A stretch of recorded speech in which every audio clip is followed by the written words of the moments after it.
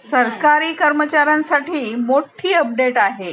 8व्या वेतन आयोगात काय काय सुधारणा करण्यात आलेल्या आहेत त्या आपण आता सविस्तरपणे जाणून घेऊयात.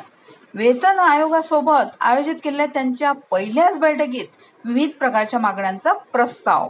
तर चला पाहूया. कर्मचाऱ्यांना मोठा दिलासा मिळणार आहे. तर कोणत्या मागण्या आहेत ते पाहूयात.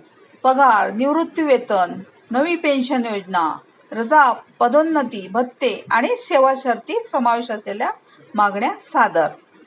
आता कोणत्या कोणत्या मागण्या आहेत त्यानुसार आपण पाहूया. तर प्रमुख मागण्या कोणत्या? प्रमुख मागण्या आहेत वेतन आणि पदोन्नती. 30 वर्षाच्या सेवा कालावधीत 5 कालबद्ध पदोन्नती आणि तसेच पदोन्नती मिळण्यास विलंब झाल्यास एसीपी आधारित प्रगतीची हमी मिळावी अशी मागणी. तर पदोन्नतीवरील वेतन निश्चिती. पदोन्नतीवरील लाभासाठी एसीपी आधारित 2 अतिरिक्त वेतनवाढीचा प्रस्ताव सादर करण्यात आला.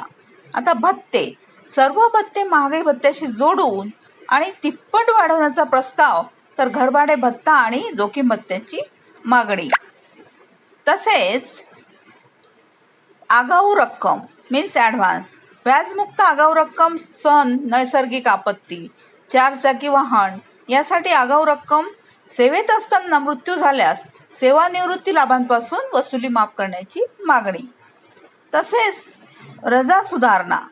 600 दिवसांच्या अर्जित रजेचे रोखीकरण, बालसंगोपन रजा, पितृत्व रजा, वैद्यकीय रजा आणि दिव्यांगत्व देखभाल रजा मंजूर करण्यात यावी अशी विनंती.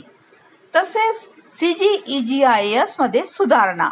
आता या अंतर्गत विमा संरक्षण आणि वर्गणी दरांमध्ये वाढ करण्याची मागणी. अपघाती मृत्यू भरपाई. सेवेत असताना अपघाती मृत्यू झाल्यास दिली जाणारी सानुग्रह भरपाई 2 कोटी रुपये करण्याची शिफारस. तसेच अनुकंप नियुक्तीसाठी 100% व्याप्तीची आणि 5% मर्यादा काढून टाकण्याची मागणी. बोनस रचना. आता बोनसची मर्यादा काढून टाकण्याचा आणि प्रत्यक्ष मूळ वेतन प्लस महागाई भत्ता यावर आधारित बोनसची गणना करण्याचा प्रस्ताव. तसेच NPS आणि UPS मागे घेणे. संघटनेने NPS आणि UPS मागे घेण्याची आणि अंशदायी निवृत्ती वेतन योजना पुन्हा सुरू करण्याची आपली मागणी. तसेच निवृत्ती वेतनधारकांचे प्रश्न. आता निवृत्ती वेतनात सुधारणा. नागरी कर्मचाऱ्यांसाठी 1 रँक 1 पेन्शन, 11 वर्षानंतर कम्युटेड पेन्शनची पुनर्स्थापना, दर 5 वर्षांनी नियतकालिक वाढ आणि ग्रॅच्युइटी व कुटुंब निवृत्ती वेतन लाभांमध्ये सुधारणा. थँक्यू.